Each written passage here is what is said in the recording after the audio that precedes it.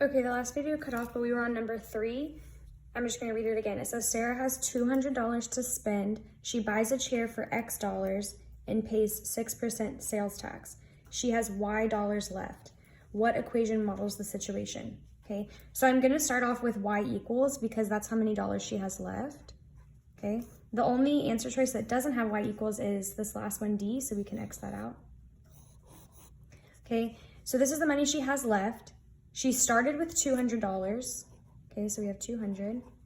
And if she's spending money, right, that means she would be taking away from the $200. So we're going to subtract.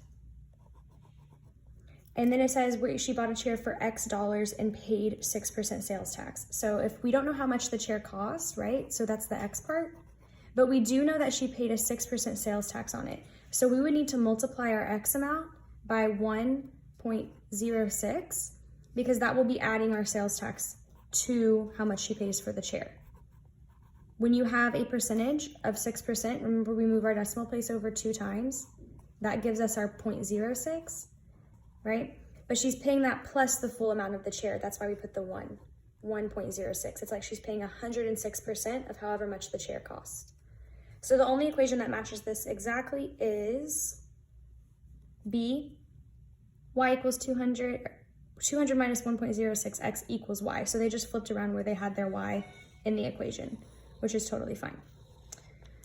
Okay, we're skipping number 4. Number 5 says Al has 4 different size containers that fit inside one another. The table shows how each container relates to the next smaller one. Which equation shows this relationship? So we once again have a table of X and Y values and then equations, and it wants to see which equation matches. So we're gonna do the same thing we did on number 1. We're just gonna plug in our X and our Y values. This time they're fractions, so we're gonna be able to have to multiply our fractions. So X is 3/4, and Y is 1/2. Oh, sorry, you can't see that. There you go. And our first equation that we can try is A. It says Y equals 2/3 X. Okay, so this came from the first part of our table, and then the equation came from answer letter A. So if we do Y is 1/2, and then X is 3/4, we just multiply and see if it equals. So when I multiply my fractions, I don't have to have a common denominator. I just multiply straight across the top. So 2 times 3 is 6. And straight across the bottom, 3 times 4 is 12. So right now I have 1/2 equals 6/12. Okay, now are both of these in their simplest form? 1/2 is, but how would I make 6/12 in a simplified form?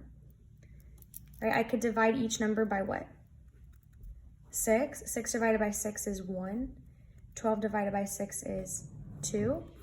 So even though those are different numbers, 1/2 still equals 1/2 because that was just not simplified. So for answer choice A, it looks like it's going in the right direction, but we need to keep trying it at least one more time to make sure. So my next coordinates are 1/2 for X and 1/3 for Y. And I'm still gonna use that Y equals 2/3 X as my equation. And now I'm just plugging in my X and my Y values. So my Y is 1/3 equals 2/3 times X, and my X is 1/2. So if I multiply straight across the top here, I would have 2 times 1 is 2. Across the bottom, 3 times 2 is 6. And then I need to simplify. So 1/3 is already simplified. 2/6 is not simplified. I can divide these by what? I can divide them both by 2. 2 divided by 2 is 1, and 6 divided by 2 is 3. So did I get the same answer on this one as well? Yes, so my equation is Y equals 2/3 X. We just got lucky that it was the first one because if that didn't work, we'd have to try it for B, C, and D as well.